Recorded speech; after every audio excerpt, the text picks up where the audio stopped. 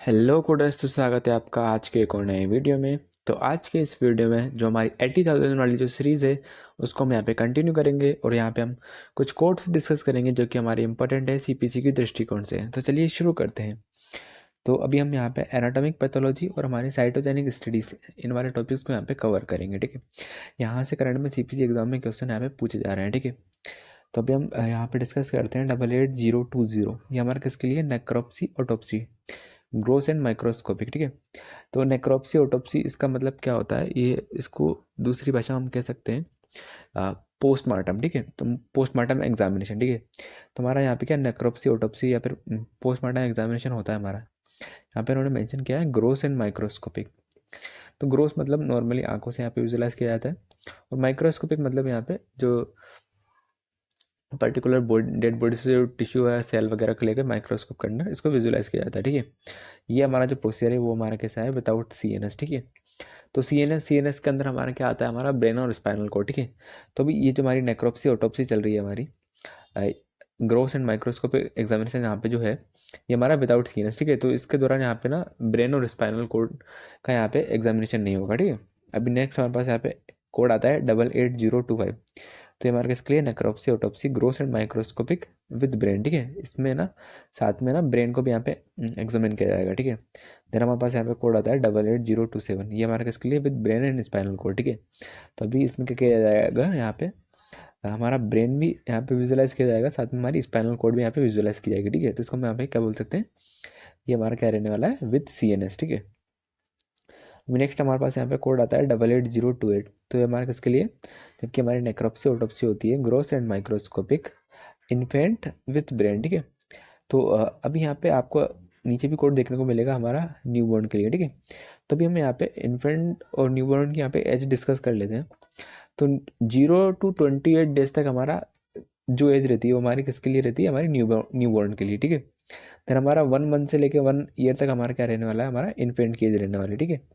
तो अगर यहाँ पे इन्फेंट का अगर हमारे यहाँ पे नेक्रोप्सी ऑटोप्सी होगी विद ब्रेन तो हम 28 वाला कोड पिक करेंगे, ठीक है। वैसे हमारे पास यहाँ पे 29 वाला कोड है जो कि हमारा किसके लिए? स्टिल बॉर्न और न्यू बॉर्न, ठीक है। तो स्टिल बॉर्न का मतलब क्या होता है? Dead at the time of delivery, ठीक है।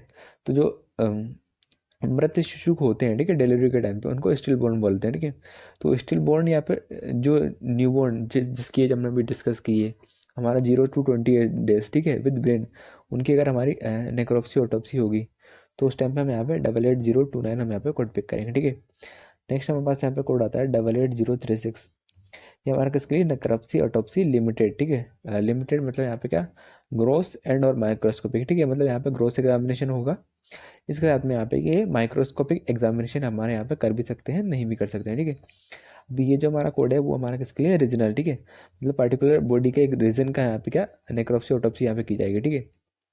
जैसे कि हमारा ट्रंक का कर सकते हैं, हेड का कर सकते हैं, एक्सट्रीमिटी वगैरह, ठीक है। तो रीजनल हमारे हमारे यहाँ पे क्या नेक्रोप्सी ऑटोप्सी यहाँ पे होगी, ठीक है। देन हमारे पास यहाँ पे कोड आता है 88037। तो ये हमारे किसके लिए? सिंगल ऑर्गन के लिए, ठीक है।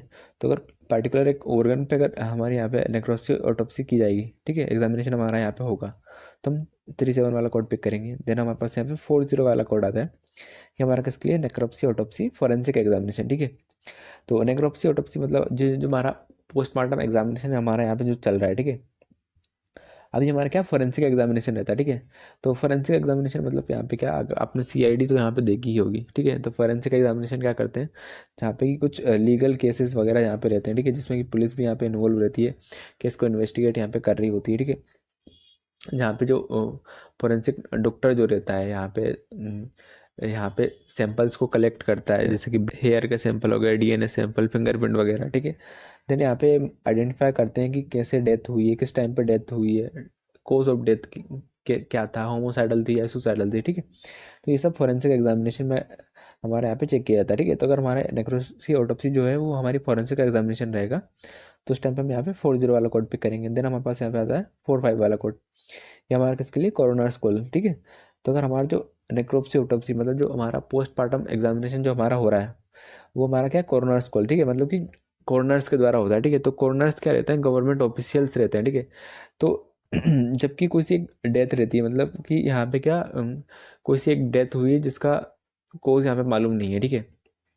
तो उस केस में यहाँ पे क्या कॉर्नर्स कॉल यहाँ पे अगर की जाती है, ठीक है, तो कॉर्नर्स जो ऑफिशियल रहते हैं, गवर्नमेंट ऑफिशियल्स, ठीक है, ये यहाँ पे क्या करते हैं, और जितने भी टेक्निकल एस्पेक्ट यहाँ पे रहेंगे, ठीक है, किसी भी डेथ को सर्टिफाई करने के लिए कि इसकी डेथ किस कारण से हुई, ठीक है, तो ये कॉर्नर्स जो रहते हैं वो सर्टिफाई करते हैं कि ये डेथ हमारी किस कारण से हुई, ठीक है। तो कॉर्नर्स यूजुअली यहाँ पे इनके पास पावर्स रहती हैं जुडिशरी की यहाँ पे, और आप यहाँ पे कह सकते हैं कि कोर्ट लेवल का यहाँ पे इन्वॉल्वमेंट रहता है।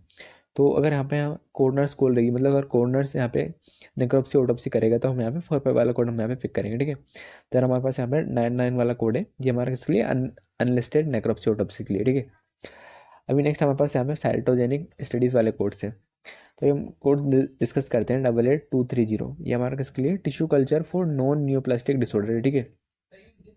तो यहाँ पे क्या टिश्यू कल्चर यहाँ पे ग्रो किया जा रहा है किसके लिए, फॉर नॉन न्यूप्लास्टिक डिसऑर्डर के लिए, ठीक है। तो मतलब नॉन कैंसरस डिसऑर्डर के लिए यहाँ पे हमारी स्टडी की जाएगी। यहाँ पे और आगे मेंशन किया है लिम्फोसाइट, ठीक है। तो यहाँ पे क्या है, लिम्फोसाइट का टिश्यू कल्चर हमारे यहाँ पे ग्रो किया जाएगा, ठीक है। तो लिम्फोसाइट के लिए यहाँ पे क्या ब्लड सैंपल यहाँ पे लिया जाता है, ठीक है। तो उस टाइम पे हम 30 वाला कोड पिक करेंगे। देन हमारे पास यहाँ पे 33 वाला कोड है, ये हमारा किसके लिए, स्किन और अदर सॉलिड टिश्यू बायोप्सी, ठीक है।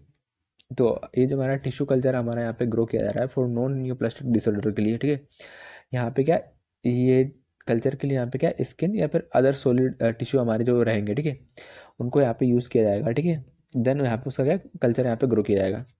देन हमारे पास यहाँ पे आता है 35 वाला कोड, ये हमारे किसके लिए, एमनियोटिक फ्लूइड और कोरियोनिक विलस सेल्स, ठीक है। तो यहाँ पे क्या एमनियोटिक फ्लूइड से या फिर जो कोरियोनिक विलस सेल्स है, ठीक है, इनको यहाँ पे कलेक्ट किया जाएगा किसके लिए, कल्चर को ग्रो करने के लिए। तो हम यहाँ पे क्या 35 वाला कोड हम यहाँ पे पिक करेंगे, ठीक है। तो हमें यहाँ पे यही देखना कि ये जो हमारा कोड्स हैं वो हमारे नॉन न्यूप्लास्टिक डिसऑर्डर्स के लिए, ठीक है। देन हमारे पास यहाँ पे कोड आता है 88237। तो ये हमारे किसके लिए, tissue culture for neoplastic disorders, ठीक है। अभी क्या न्यूप्लास्टिक डिसऑर्डर्स के लिए अगर हमारे यहाँ पे टिश्यू कल्चर ग्रो किया जा रहा है, ठीक है। आगे उन्होंने बताया कि जो हमारा सैंपल रहेगा वो हमारा कहाँ से रहेगा, या तो ये बोन मेरो से सैंपल उठा सकते हैं कल्चर के लिए, या फिर ब्लड सेल्स, ब्लड का यहाँ पे यूज़ कर सकते हैं कल्चर को ग्रो करने के लिए, ठीक है। देन हमारे पास यहाँ पे 39 वाला कोड है, ये हमारा किसके लिए, सॉलिड ट्यूमर, ठीक है। तो यहाँ पे क्या जो जो सॉलिड ट्यूमर मतलब जो ट्यूमर है, ठीक है, उसके यहाँ पे सेल्स को यहाँ पे लेके उस पर यहाँ पे क्या टिश्यू ग्रो किया जाएगा। तो हम यहाँ पे 39 वाला कोड हम यहाँ पे करेंगे, ठीक है। देन हमारे पास यहाँ पे कोड आता है 88240, ये हमारा किसके लिए, cryo preservation freezing and storage of cells, ठीक है। तो क्रायो प्रिजर्वेशन का मतलब क्या होता है, कोल्ड प्रिजर्वेशन, ठीक है। तो मतलब कि जो बहुत ही लो टेम्परेचर पे यहाँ पे क्या किसी चीज़ को प्रिजर्व किया जाता है, ठीक है। हमारे केस में यहाँ पे किसको प्रिजर्व कर रहे हैं, यहाँ पे सेल्स को, ठीक है। तो मतलब फ्रीजिंग यहाँ पे हो रही है और साथ में क्या स्टोरेज हो रहा है हमारा सेल्स का, ठीक है। और ये हमारा किसके लिए, ईच सेल लाइन्स, ठीक है। तो नंबर ऑफ सेल लाइन्स के अकॉर्डिंग हमारा ये कोड है, ठीक है। तो जितनी भी नंबर ऑफ सेल्स लाइन रहेंगी हमारी उसके अकॉर्डिंग हम इस कोड को क्या मल्टीप्लाई कर सकते हैं, ठीक है। तो भी एक और हमारे यहाँ पे प्रोसेस रहती है, वो हमारी रहती है थाइविंग, ठीक है। तो क्रायो प्रिजर्वेशन में क्या करते हैं, ये जो सेल्स हैं इनको यहाँ पे क्या फ्रीज करके यहाँ पे क्या इनको स्टोर किया जाता है, ठीक है।